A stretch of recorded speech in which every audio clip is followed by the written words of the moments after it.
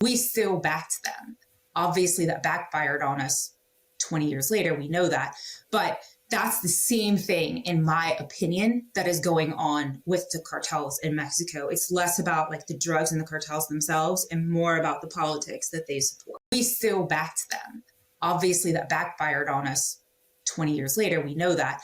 But that's the same thing, in my opinion, that is going on with the cartels in Mexico. It's less about like the drugs and the cartels themselves and more about the politics that they support. Does that help at all? Yeah, no, it's great. It's gonna lead me to the next thing is, the last 4 years we had an administration who kind of was hands off as well on our end. And, we could say that I don't want to make this a politically left, right, anything other than it was a very open border, which is very dangerous for our own country. And we all kind of know that, right? Totally agree. What do you think?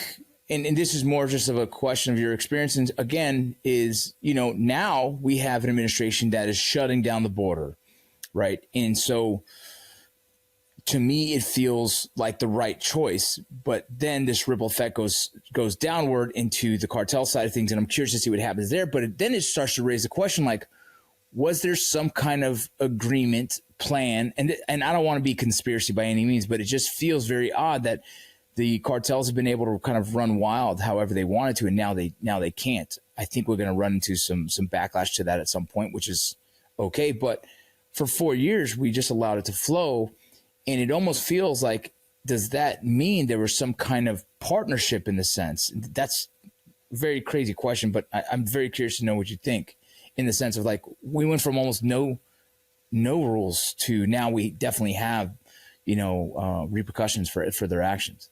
I just want to be sure I understand what you're asking. So What you're saying is that we went through basically 4 years of no border rules, right? Like in terms of who's coming in and out. And so do we feel like that was a deal that was struck with the previous administration? Is that kind of what I want to make sure I understand. Yeah, because for someone like me who's lived both the lives of like the security of it, the law enforcement of it, all of it, I didn't get too emotionally invested in, other than the fact that I kept saying, like, what do you gain from this? Like, what does the administration gain from this? What does the country gain from this? And I found nothing that was of value. It found more fear. Like, this is scary, right?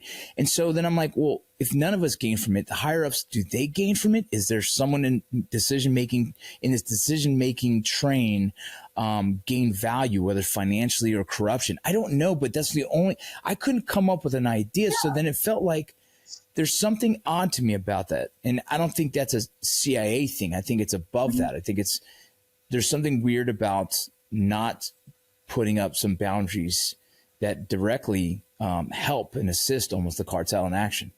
I actually totally agree with what you're saying. And I think it's not conspiratorial in nature. It's human in nature, right? Like, why would we engage in diplomacy with another country if we weren't going to get something out of it, right? Like, isn't that the whole point? Like, that is the whole point.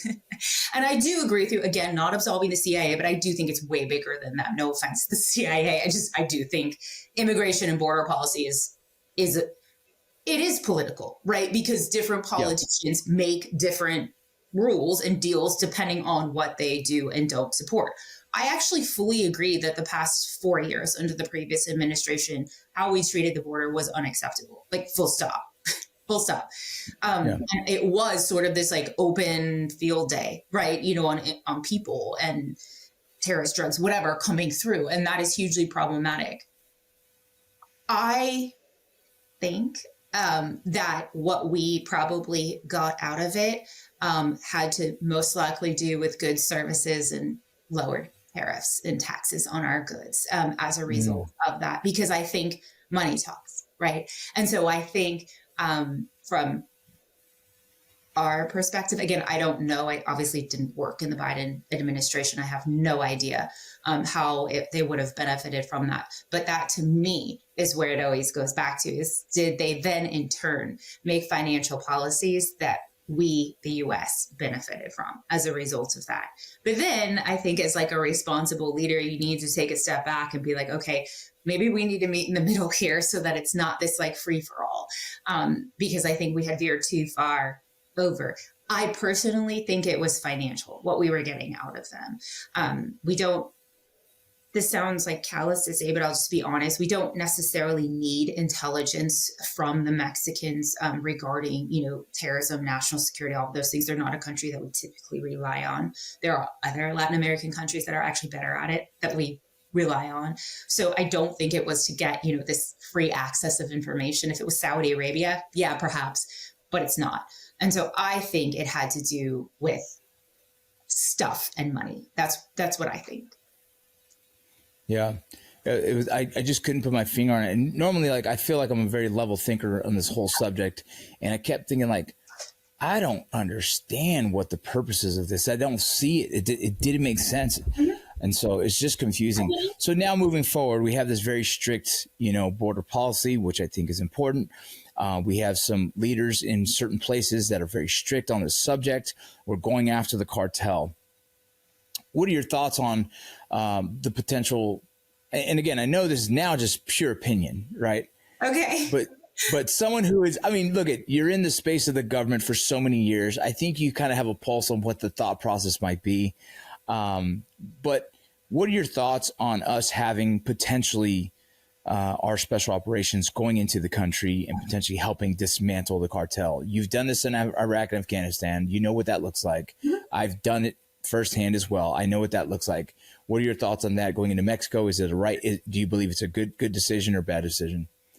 Okay, that's tough. So I get asked that almost every single weekend on News Nation when I'm on air for them. Yeah. Sorry. No, you're fine.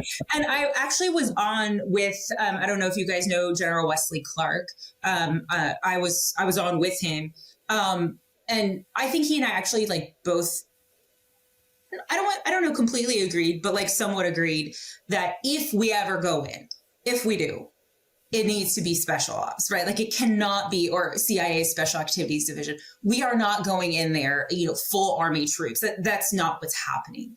But we have to be very, very careful, because then the question is what if, right? Because let's look at Pakistan, for example, Abbottabad, where we got bin Laden. I don't think people realize, but had we not caught him, it would have been an act of war. We invaded another country covertly, right? But we caught bin Laden. So we technically, I don't know how crass I can be, but we caught Pakistan with their pants down, right? And so they really had no other choice but to be it's okay. It's fine. We won't strike back. Yeah, we're sorry, right? That's what happened there. I think we have to have that same motivation with Mexico, which I know sounds terrible, but there has to be that, or we have to get their government's buy-in to do it, which I don't think is going to happen. Shine Mom has said multiple times that she would not allow it.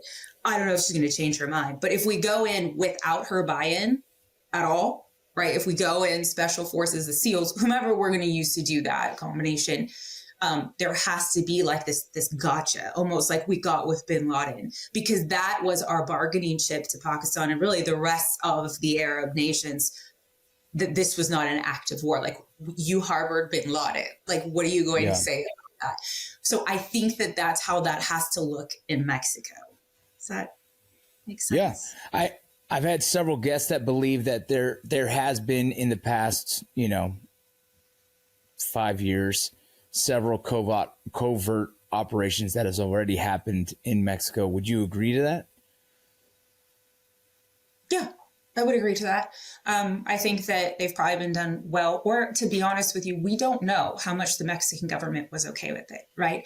A lot of times what will happen, and that we saw this in the war on terror so many times, is countries would say, yeah, you can come in and get this person, but we don't want to know about it. And we are going to say it never happened, right? And so that's very normal, right? Because other countries don't want to be yeah, we let the US come in and kidnap a terrorist off of the streets. It doesn't look good. It's not a good look. But I would think that something like that absolutely has happened in Mexico. And I think based on my experience, the government was probably okay with it. Yeah, in hearing that, President Claudia Sheinbaum might not support us going in makes me feel that there's some kind of tie to the cartel, which we know most likely when you get that high in political position in Mexico, there is involvement of some kind of thumbs up by the cartel. And so I think that's the big fear that I think you're having there, which becomes a very slippery slope for her in the sense of like, how much will she allow? And at some point, is the cartel going to be upset that we're even allowed to fly drones? You know what I'm saying?